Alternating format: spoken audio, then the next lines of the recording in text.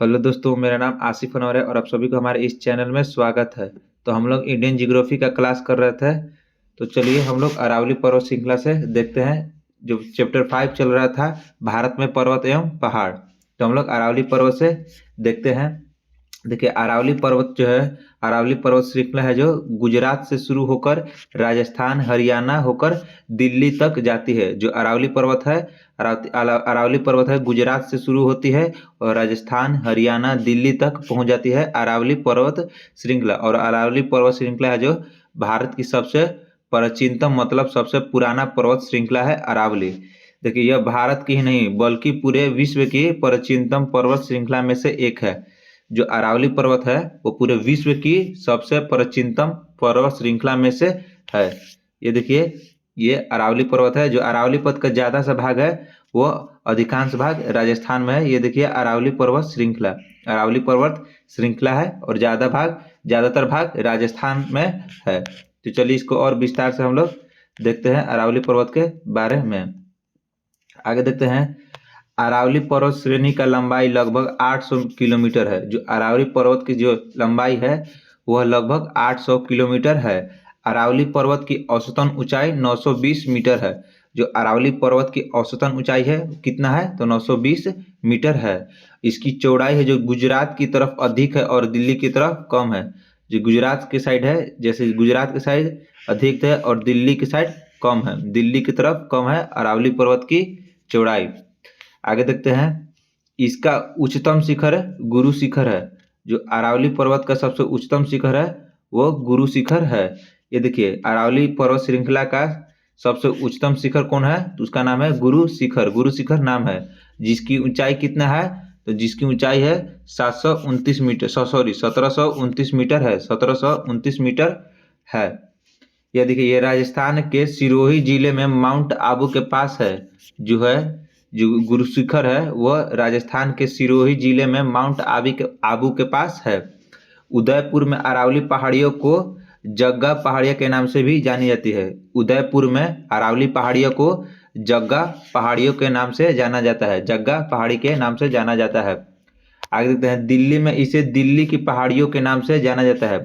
दिल्ली में अरावली पर्वत श्रृंखला को क्या कहा जाता है तो दिल्ली की पहाड़ियों के नाम से जाना जाता है। आगे देखते हैं। दिल्ली में राष्ट्रपति भवन रायसोला पहाड़ियों पर बना है। जो दिल्ली में राष्ट्रपति भवन है वो रायसेला पहाड़ियों पर है। यह पहाड़ियाँ भी अरावली पहाड़ियाँ का ही भाग है। जो रायसेला पहाड़ियाँ है यह अरावली पहाड़ियों का ही भाग है। आगे देखते हैं। अरावली पर्वत श्रेणी जो है, अरावली पर्वत श्रृंखला में कई प्रकार के खनिज पाए जाते हैं। अरावली पर्वत श्रृंखला में कई प्रकार के खनिज पाए जाते हैं। जैसे देखिए सीसा, तांबा, जस्ता, कई प्रकार के खनिज पाए जाते हैं अरावली पर्वत श्रृंखला में। जैसे सीसा हो गया, तांबा हो गया, जस्ता हो गया आदि। आगे देखते हैं। अरावली पर्वत श्रृंखला की अन्य महत्वपूर्ण चोटियां। अरावली पर्वत की जो अन्य महत्वपूर्ण चोटियां हैं तो कौन कौन सी है तो पहले देखिए शेर। इसकी ऊंचाई कितना है तो 1597 मीटर, माउंट आबू के पास सिरोही जिला में है। आगे है रघुनाथगढ़, दूसरा है रघुनाथगढ़। इसकी ऊंचाई कितना है तो 1055 मीटर, शिखर राजस्थान में है। आगे देखते हैं।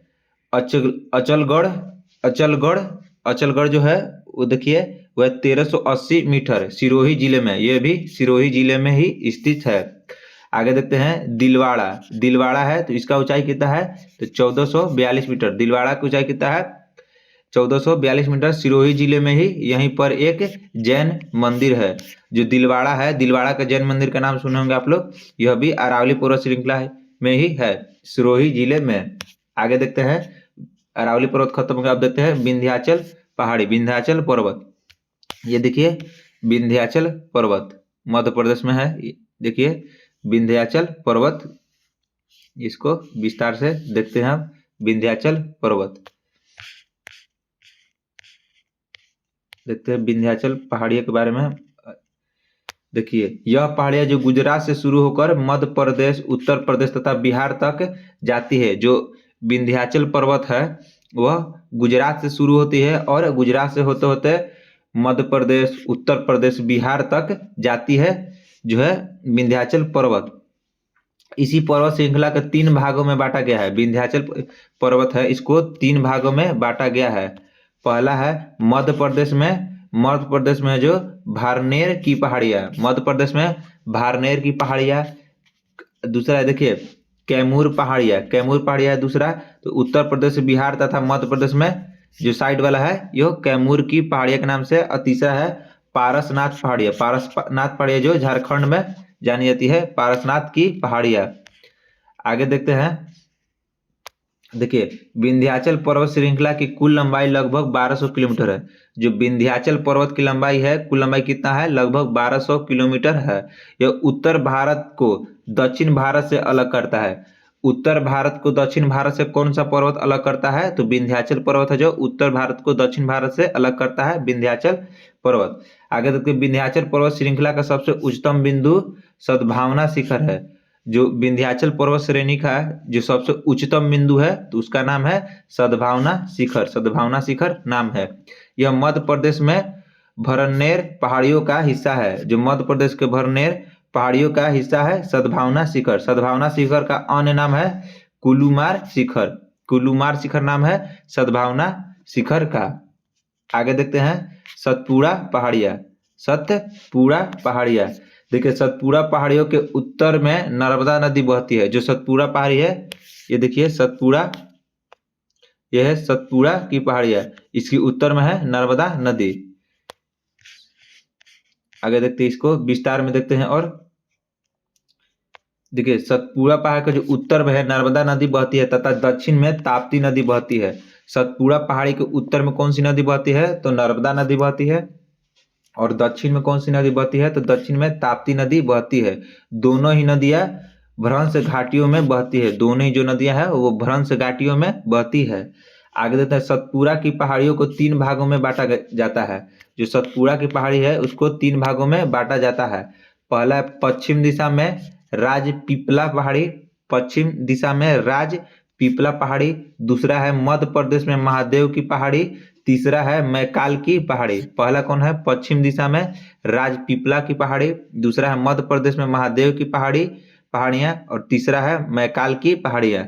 देखिए जो दूसरा है मध्य प्रदेश में महादेव की पहाड़ियाँ, ये देखिए सतपुड़ा की पहाड़ियों का सबसे उच्चतम बिंदु धूपगढ़ इसी का हिस्सा है।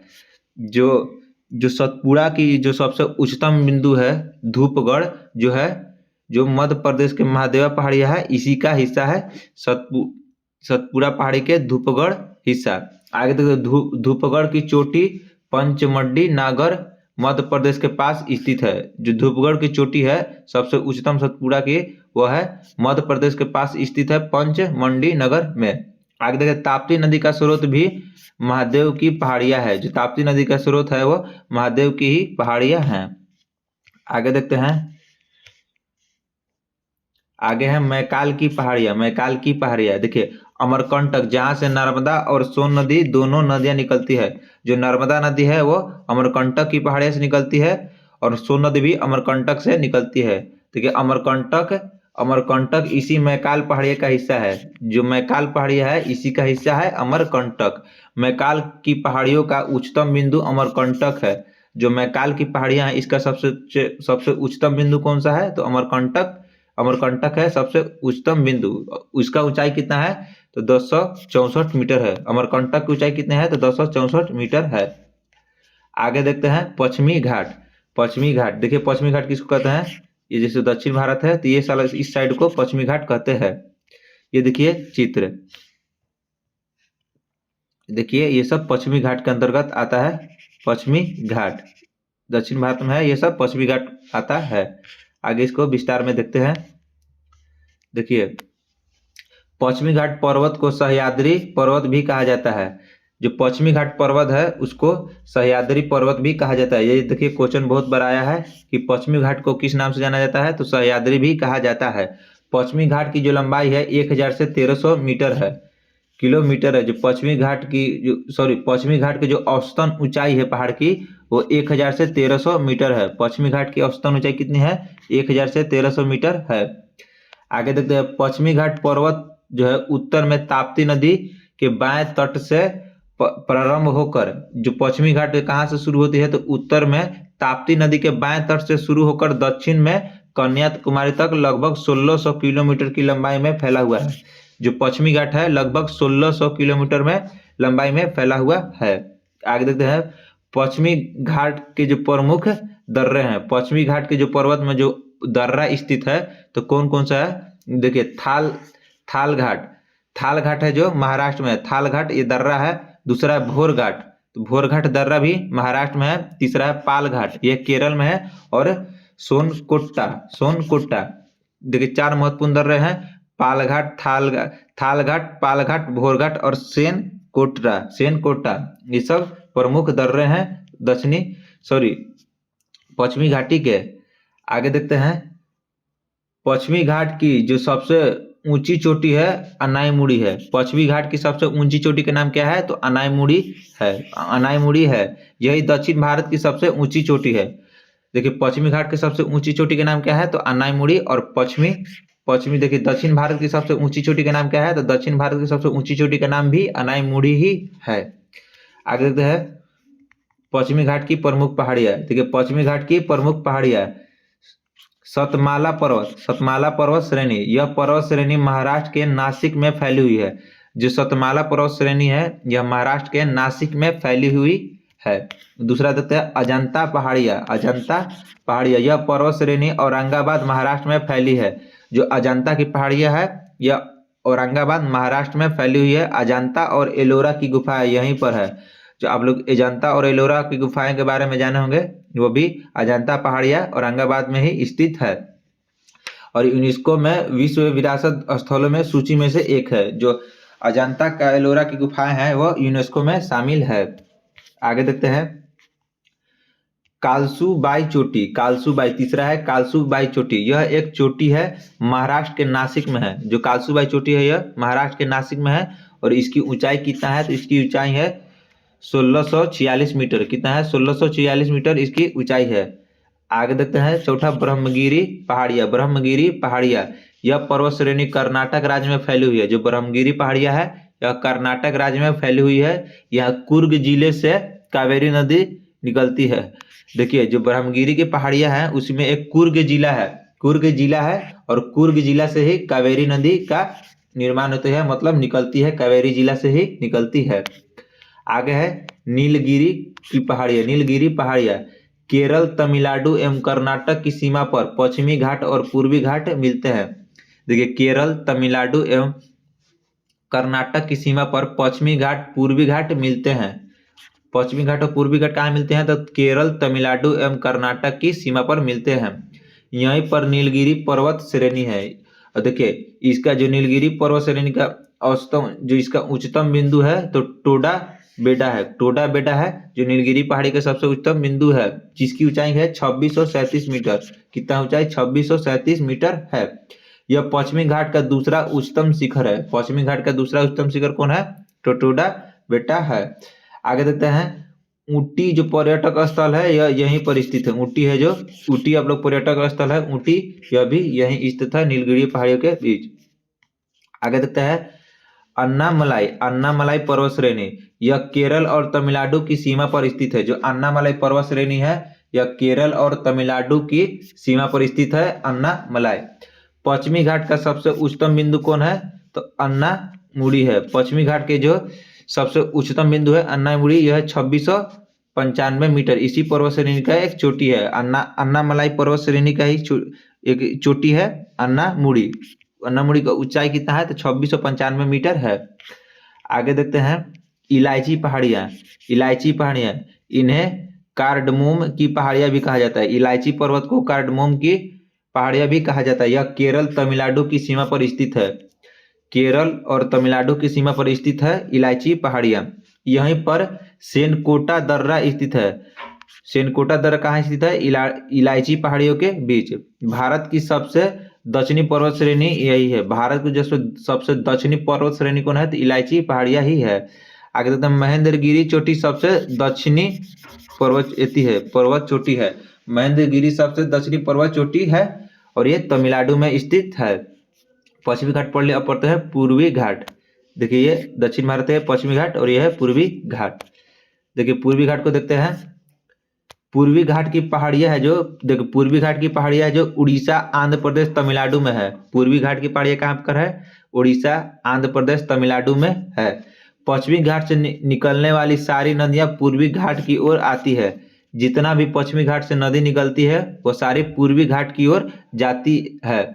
इसका कारण यह है कि पश्चिमी घाट की ऊंचाई पूर्वी घाट से अधिक है।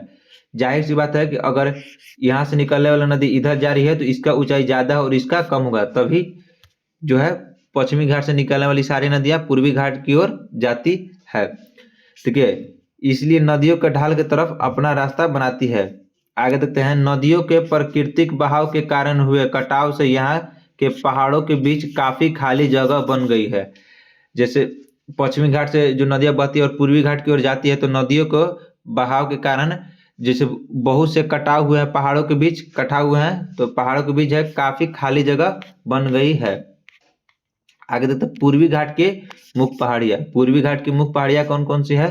तो देखिए, पहला है उड़ीसा राज्य में कौन कौन सी स्थित है? तो देखिए गडजात की पहाड़ियाँ, दूसरा है असिया पहाड़ियाँ भुवनेश्वर के पास है, तीसरा है टिकरपारा पर्वत श्रेणी और तीसरा नयगढ़ पर्वत पहाड़ियाँ, नयगढ़ की पहाड़ियाँ। आगे देखते हैं आंध्र प्रदेश में कौन कौन सी है? तो आंध्र प्रदेश में देखिए एरामाला पहाड़ियाँ, यह आंध्र प्रदेश के कुर्नूल जिले में है। जो एरामाला पहाड़ियाँ के हैं जो आंध्र प्रदेश के कुर्नूल जिले में है। इसे पूर्व में तुंगभद्रा नदी की, जो तुंगभद्रा नदी है जो कि कृष्ण नदी की सहायक नदी, उससे मिलती है। आगे शेषाचलम, तीसरा देखिए शेषाचलम है, शेषाचलम की पहाड़ियाँ। तीसरा है नल्लामलाई की पहाड़ियाँ, तीसरा है। और देखिए आगे है वेनुकोंडा पहाड़ियाँ, पालकोंडा पहाड़ियाँ और नागरी पहाड़ियाँ। ये सब देखिए यही सब पहाड़ियाँ है। ये देखिए सब सारी की सारी पहाड़ियाँ हैं पूर्वी घाट की। आप लोग अच्छे से देख सकते हैं, स्क्रीनशॉट ले सकते हैं इसका। आगे देखते हैं तमिलनाडु में स्थित है कौन कौन सी पहाड़ियाँ। तमिलनाडु में स्थित देखिए पहला है जवादी पहाड़ियाँ, दूसरा है शिवराय पहाड़ियाँ और तीसरा है पचाईमाली पहाड़ियाँ। आगे है सिरुमलाई पहाड़ियाँ। यह सब पूर्वी घाट की पहाड़ियाँ है। आगे देखते हैं पूर्वी घाट का सर्वोच्चतम शिखर जो है, पूर्वी घाट का सर्वोच्चतम शिखर है विशाखापट्टनम चोटी है जो 1680 मीटर है और दूसरी सबसे उच्चतम चोटी है। पूर्वी घाट की सबसे उच्चतम शिखर कौन है? तो विशाखापट्टनम चोटी कितना है? 1680। और दूसरी सबसे ऊंची चोटी कौन है? तो दूसरी है महेंद्रगिरी उड़ीसा में। महेंद्रगिरी उड़ीसा में है 1501 मीटर। कौन सी है? महेंद्रगिरी 1501 मीटर। और कहाँ है? उड़ीसा में। तो चलिए दोस्तों आज के लिए इतना ही, मिलते हैं अगले वीडियो में। धन्यवाद।